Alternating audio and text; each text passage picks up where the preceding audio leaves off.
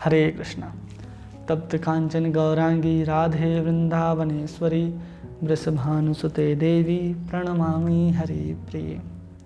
श्रीमती राधा रानी के चरण चिन्हों के बारे में आज हम लोग समझने का प्रयास करेंगे कि राधा रानी ने अपने चरणों के अंदर इतने सारे चिन्हों को क्यों धारण किया है, उसके पीछे राधा रानी का क्या तात्पर्य है, शास्त्रों ने क्या आदेश दिया है, साधु ने वैष्णव ने क्या कहा है, उसको समझ करके हम लोग राधा रानी के चरण का आश्रय ग्रहण करेंगे, जिससे हम भी श्रीमती राधा रानी की कृपा प्राप्त कर सकें। शास्त्र कहता है कि राधा रानी के चरण नख हजारों करोड़ों सूर्यों को प्रकाशित करने के लिए सामर्थ्यवान है। केवल राधा रानी के नख की एक कणिका करोड़ों सूर्य को ज्योति प्रदान कर सकती है।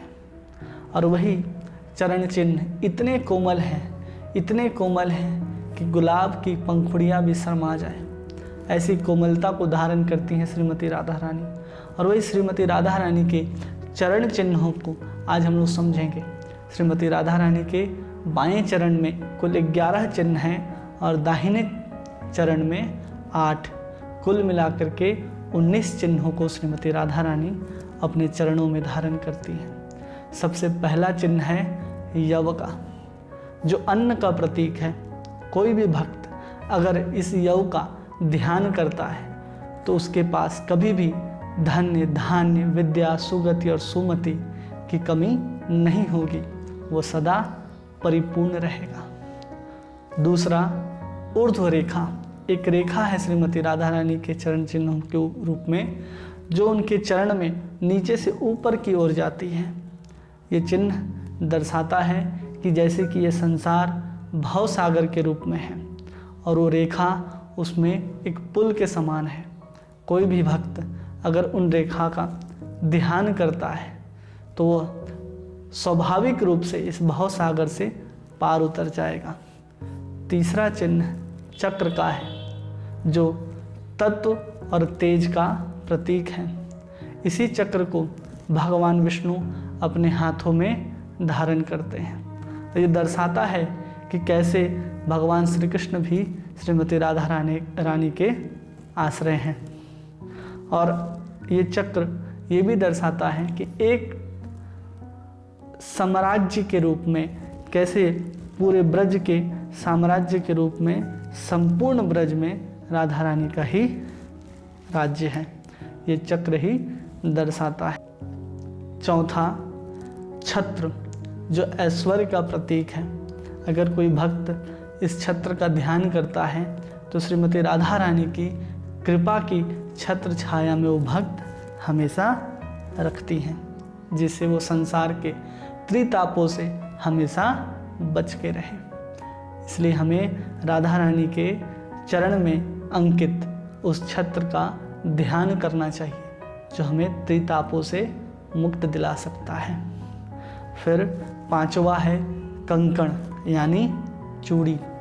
कहते हैं कि निकुंज लीला के समय भगवान श्री कृष्ण और श्रीमती राधा रानी जब विहार करते हैं तो बार बार ध्यान भगवान श्री कृष्ण का, ठाकुर जी का ध्यान बार बार उस कंकण में, उस चूड़ी में जाता था।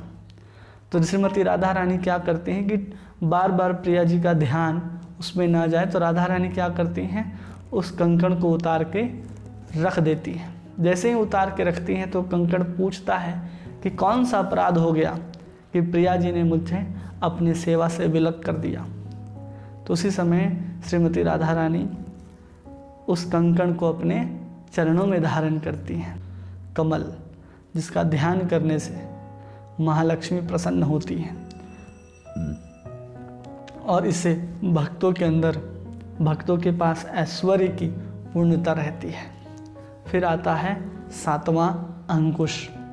ये सब हम बाएं पैर के चिन्हों के बारे में चर्चा कर रहे हैं, जिसमें सातवां है अंकुश। कहते हैं कि मन रूपी उन्मत्त हाथी को वश में करने के लिए ही श्रीमती राधा रानी ने अंकुश को अपने चरणों में चिन्ह के रूप में धारण किया है। अगर कोई भक्त उन चिन्हों का ध्यान करता है तो वो निश्चित रूप से ही अपने लक्ष्य की प्राप्ति कर सकता है, क्योंकि मन उसके वश में है। अगर कोई राधा रानी के चरण चिन्हों में अंकित यह चिन्ह जिसमें अंकुश लगा हुआ है उसका ध्यान करता है तो अपने मन को आसानी से नियंत्रित कर सकता है।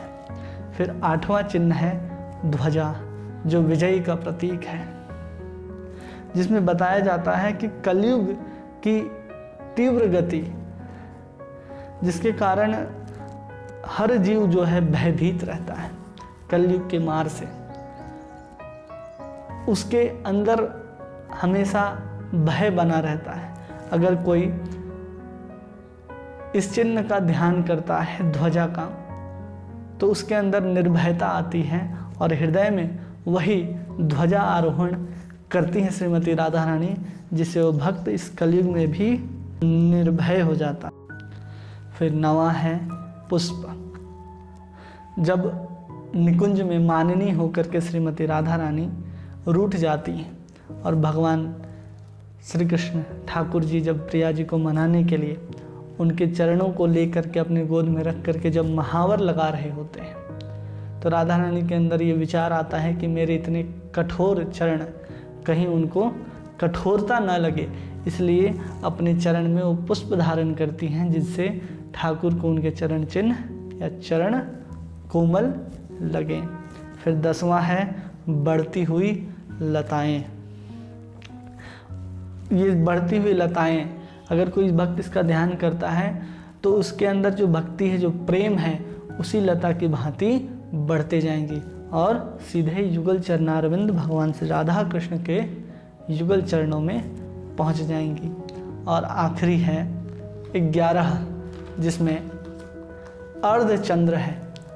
श्रीमती राधा रानी के चरण चिन्हों में एक चिन्ह है 11वां जिसका नाम है अर्धचंद्र। राधा रानी और कृष्ण दोनों ही के चरणों में ये चिन्ह देखने को मिलता है जो अर्धचंद्र है। कहते कि आधा चंद्रमा निष्कलंकित होता है और इसलिए उस निष्कलंकित चंद्रमा को धारण करते हैं। अगर कोई इसका ध्यान करता है तो जैसे चंद्रमा धीरे धीरे बढ़ता है, एक एक दिन करके बढ़ता जाता है, वैसे ही भक्त के अंदर युगल किशोर के प्रति जो भावना है, जो भक्ति है, जो प्रेम है, वो निष्कलंकित होकर के उस चंद्रमा की भांति दिन प्रतिदिन बढ़ता जाता है। इसलिए श्रीमती राधा रानी के बाएं चरण में जितने भी 11 चिन्ह थे उनके बारे में हमने आपको बताया। अब हम लोग श्रीमती राधा रानी के दाएं चरण के 8 चिन्हों के बारे में समझेंगे, जिसमें पहला चिन्ह है शंख का। शंख हम जानते हैं कि हम राधा कृष्ण युगल सरकार की जब उपासना करते हैं तो उसी शंख में जल डाल करके हम उनकी अभ्यर्चना करते हैं। इसका ध्यान करने से कोई भी भक्त भगवान श्री राधा कृष्ण के विरह अग्नि में जो हृदय जल रहा है वो हृदय अग्नि धीरे धीरे शांत होती है और बहुत शांति को प्राप्त करता है। इसलिए कभी कभी जब राधा रानी भी भगवान श्री कृष्ण को पाने में उत्कंठित होती हैं, उनके अंदर भी विरह अग्नि जलती है, तो उन्होंने शंख के अंदर जल डाल के जैसे हम शीतलता को प्राप्त करते हैं, उसी भावना को लेकर के राधा रानी ने अपने दाहिने पैर में शंख के चिन्ह को धारण किया है। दूसरा है गोवर्धन पर्वत। वही गोवर्धन पर्वत जिसकी हम लोग जा कर के परिक्रमा लगाते हैं, वो गोवर्धन पर्वत को राधा रानी ने अपने चरण चिन्हों के रूप में धारण किया है। क्योंकि गोवर्धन को धारण किया जिससे पता चलता है कि राधा रानी कौन है, व्रज की स्वामिनी हैं और ठाकुर जी की प्रिया जी के प्रति जो शरणागति है, जो भक्ति है, जो भाव है, उसी को दर्शाने के लिए गोवर्धन पूजा, गोवर्धन परिक्रमा लगाई जाती है। फिर तीसरा है यज्ञ वेदी। अग्नि तेज का प्रतीक है और उसमें प्रज्वलित अग्नि स्वयं भगवान श्री कृष्ण है और उसमें डाला जाने वाला आहुति या फिर स्वधा स्वयं श्रीमती राधा रानी है। फिर चौथा है मयूराकृत कुंडल। संपूर्ण श्रृंगार करके जब श्रीमती राधा रानी चलती हैं अपने पैरों पर नुपुर बांध करके, तो उसकी ध्वनि शब्द इतना विभ्रम होता है कि उसको सुनने के लिए भगवान श्री कृष्ण ठाकुर जी इतने आतुर हो उठते हैं। तो उनकी आतुरता को, उनकी प्रसन्नता को प्रसन्न करने के लिए राधा रानी भी अपने चरणों पर मयूर आकृत कुंडल के चिन्ह को धारण करती है, जिससे भगवान श्री कृष्ण भी उन नूपुर के रुंझुन रुंझुन बजने वाले ध्वनि को सुन सके, क्योंकि भगवान श्री कृष्ण अपने कानों में मयूर आकृत कुंडल धारण करते हैं। 5वां चिन्ह है दाहिने पैर में गदा, जो मंगल का प्रतीक होता है। अगर कोई भक्त इसका ध्यान करता है तो किसी भी पथ को आसानी से पार कर सकता है। फिर है 6ठा रथ। ये संसार रूपी रथ में हम सब चल रहे हैं और इनके सारथी हमारे राधा कृष्ण, हमारे स्वामिनी जी दोनों हैं। राधा और कृष्ण हमारे सारथी के रूप में हैं, और जब हम इस रथ का ध्यान करते हैं तो हम चाहते हैं कि हमारे इस जीवन रूपी रथ को भक्ति के पथ पर सदा चलाते रहें। यही प्रार्थना करनी चाहिए जब भी हम राधा रानी के दाहिने पैर में रथ के चिन्ह का ध्यान करते, तो यही ध्यान करना चाहिए कि अपने जीवन रूपी रथ को भक्ति रूपी पथ पर सदा चलाते रहें। फिर 7वां है पाश शक्ति। जो भक्त पूर्ण शरणागत होते हैं श्रीमती राधा रानी के, वे इस भव सागर को बहुत आसानी से पार कर जाते हैं, केवल कृपा मात्र से पार कर जाते हैं। फिर 8वां चिन्ह है मत्स्य का। जैसे एक मछली पानी के बिना नहीं रह सकती, वैसे ही राधा रानी श्री कृष्ण के बिना नहीं रह सकते, और भगवान श्री कृष्ण भी हमारे प्रिया जी के बिना नहीं रह सकते। इसी भाव को ये मत्स्य, ये मछली का चिन्ह दर्शाता है, जिसे राधा रानी ने अपने दाहिने पैर में चिन्ह के रूप में धारण किया है। अगर कोई भक्त इस भावना को लेकर के श्रीमती राधा रानी के इन युगल चरणों में अंकित चिन्हों का ध्यान करता है, तो निश्चित रूप से इस भाव सागर को पार कर सकता है। ये 19 चिन्ह हैं दोनों चरणों को मिला करके। इस चरण चिन्हों को अपने हृदय में सदा धारण करके रखना चाहिए, जिससे हम उन चरणों की सेवा उपासना को प्राप्त कर सकें। हरे कृष्णा।